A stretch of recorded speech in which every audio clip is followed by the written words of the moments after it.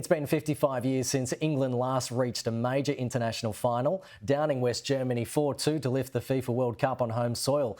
Italy are now all that stands in the way of Gareth Southgate's team being crowned European champions, and by tomorrow morning we'll have found out if football has finally come home. 55 years of crushing football failures. 15 months of stifling COVID lockdown restrictions. No wonder England fans are in the mood for a party. This is what central London was like when the national team earned a place in the final of the European Championships. Just imagine the reaction if they actually go on to win it. The pandemic meant the tournament was postponed for a year, but organisers insist it's safe to have a near-capacity crowd. I think it's great that we are coming closer and closer to normality today and even in the days and weeks to come. So for us, it's great to have the final here with almost a full stadium.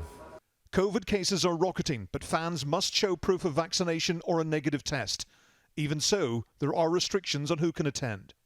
British government quarantine rules mean that only 567 fans are being allowed to travel from Italy, and they'll have to leave straight after the match. But it's expected that up to 10,000 Italians who live in this country will join them inside Wembley to avoid being drowned out by the massive home support.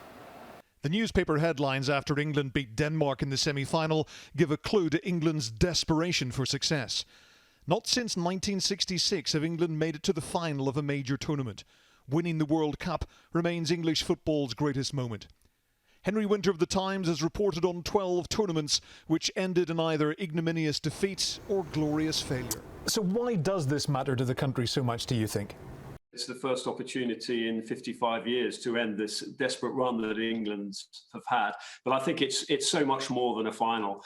It might almost be a release, a catharsis for this country after the pandemic. The sight of seeing 70,000 people close together, probably the majority of them without masks, singing, sharing the moment, sharing the normality of life again.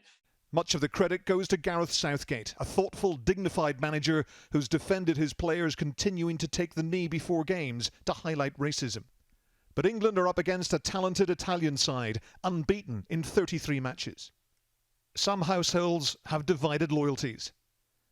Dave and Alice live right next to Wembley Stadium and run the @London social media platform, which attracts 25 million views every week.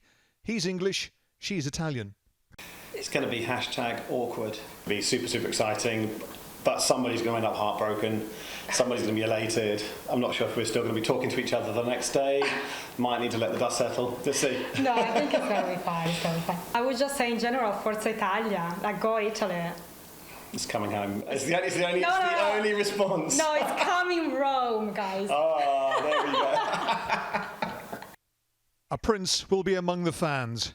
An England win will mean a party like it's 1966. Ian Woods, Sky News, London.